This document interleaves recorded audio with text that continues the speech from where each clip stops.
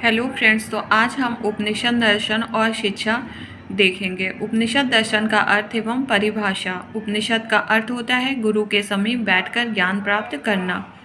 शंकराचार्य के अनुसार उपनिषद का अर्थ होता है ब्रह्म ज्ञान, ऐसा ज्ञान जिसके द्वारा भौतिक जगत के प्रति आकर्षण का विनाश हो तथा आध्यात्मिक जगत के प्रति आकर्षण बढ़े एवं परम सत्ता से साक्षात्कार हो।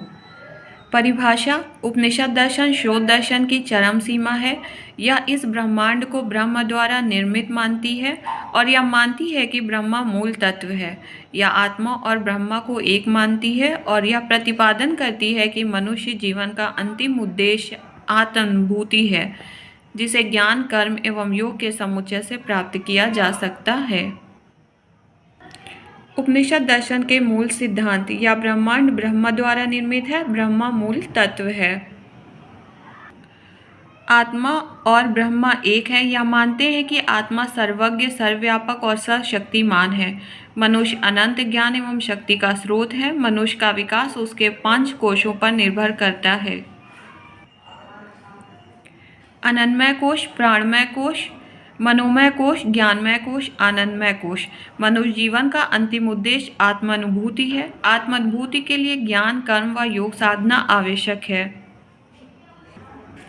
शिक्षा के उद्देश्य: उपनिषदों के अनुसार मनुष्य जीवन का अंतिम उद्देश्य आत्मानुभूति होती है और इस आत्मानुभूति के लिए ज्ञान, कर्म व योग साधना करनी होती है। और यह साधना मनुष्य तभी कर सकता है जब उसके प्रथम चारों कोश का समुचित विकास हो जाए। प्रथम कोश अन्नमय कोश अर्थात शरीर। शिक्षा का सर्वप्रथम उद्देश्य शारीरिक विकास करना है और शारीरिक विकास करने के लिए हमें संतुलित भोजन करना होगा, कपड़े और मकान की आवश्यकता होगी। यदि रोगग्रस्त हैं तो उपचार की आवश्यकता होगी और इन सब की पूर्ति के लिए व्यावसायिक होना आवश्यक है। इस प्रकार शिक्षा का दूसरा उद्देश्य व्यावसायिक विकास है।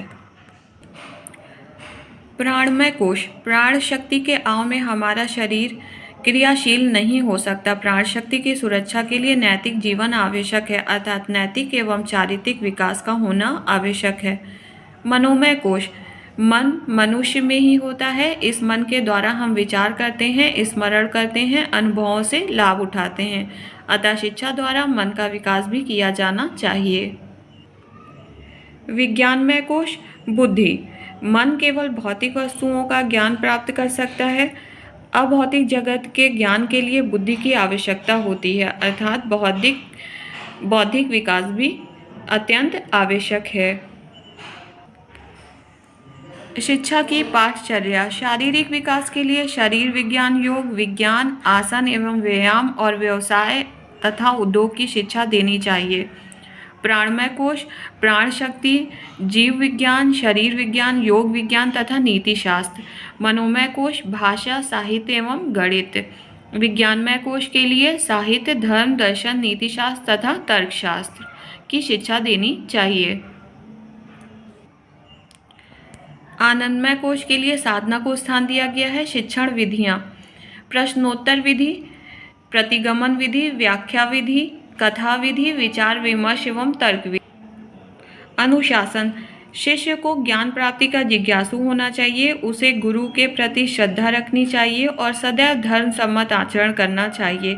इसे ही वे अनुशासन मानते थे। अनुशासन की प्राप्ति के लिए दंड विधान के समर्थक थे। शिक्षक उसे 5 कोशों के विकास के लिए प्रयत्नशील होना चाहिए। शिक्षार्थी ज्ञान प्राप्त करने की जिज्ञासा होनी चाहिए, उसके अंदर गुरु के प्रति श्रद्धा होनी चाहिए। उपनिषद शिष्य को गुरु का दास बनाना नहीं चाहती। विद्यालय उपनिषद काल में आज जैसे विद्यालय नहीं थे, भौतिक सुविधा से पूर्ण विद्यालय नहीं थे। गुरु शिक्षा जो है वो गुरु गृहों अर्थात गुरुकुलों में होती थी। Thank you.